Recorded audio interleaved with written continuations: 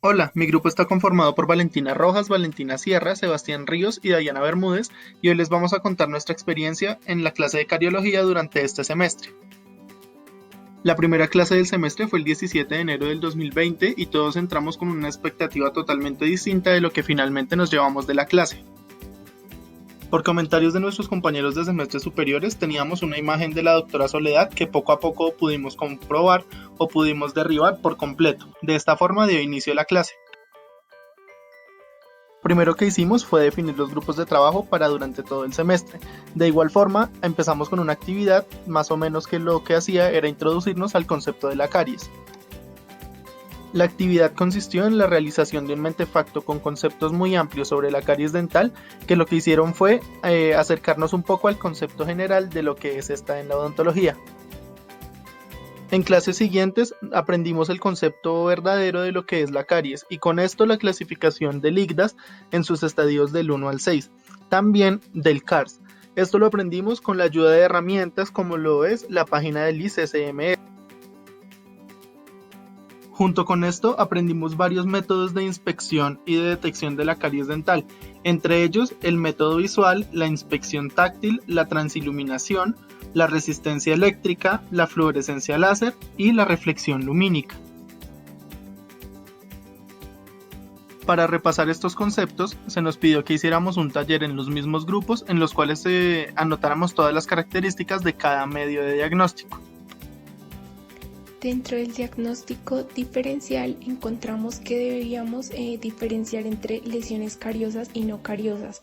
En las cariosas se encuentra la clasificación de IGDAS y en las no cariosas la abrasión, afracción, erosión, atrición, fluorosis y hipomineralización. La fluorosis y la hipomineralización se diferencian de las lesiones cariosas ya que generalmente no están en áreas de retención de placa.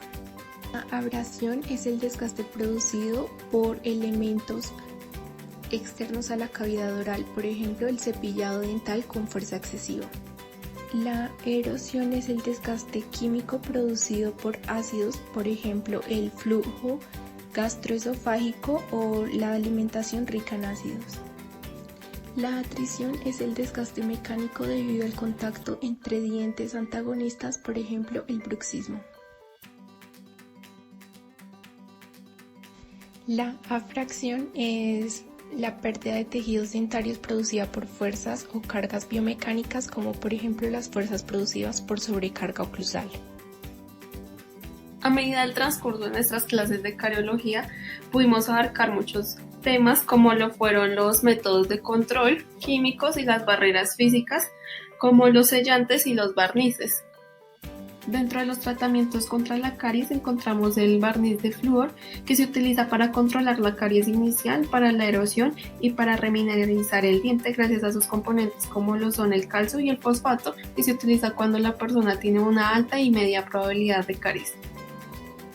Esta sustancia se utiliza en pacientes con demasiada biopelícula, sin embargo, tiene unos efectos negativos como lo son la descamación de la lengua, el gusto amargo y la tensión en los dientes y en las obturaciones. Este material tapa las fosas y las fisuras de los dientes, con lo que ayudan a protegerlos contra las bacterias y los ácidos que provocan la caries. La epidemiología es el estudio de la frecuencia, distribución y determinantes de las enfermedades y otras condiciones relacionadas con salud en la población humana. El principal propósito de la epidemiología es la prevención de enfermedades y la promoción de la salud, y esto lo hace a través de estas 4 bases. De epidemiología, la descriptiva responde a 4 preguntas: ¿cuántos, quiénes, dónde y cuándo se presenta la enfermedad? Y la analítica responde a 2: ¿cómo y por qué se presenta? Modelos de enfermedad. Existen 3 modelos: triada epidemiológica, interacción de agente-huésped en un ambiente apropiado, resultado de la enfermedad; red de casualidad, interacción compleja de factor, resultado de enfermedad; y modelo de rueda, lo que significa que es un medio de huésped y está relacionado con el medio biológico. Estudios transversales, muestra representativa, momento del tiempo puntual, estudio de casos y controles, enfermos y sanos, retrospectivo, estudio de cohortes, enfermos y sanos, periodo de tiempo prospectivo y estudio experimental, control y experimental. El ENSAP es el Estudio Nacional de Salud Bucal, el cual estudia y reporta las condiciones de los dientes, caries dental, opacidad de marcadas, trauma dental, forosis dental y erosión dental. En el ENSAP de primera infancia se ve que entre edades de 5 a 12 años hay una experiencia de caries modificada con un 92% y esto puede deberse al cambio de dentición.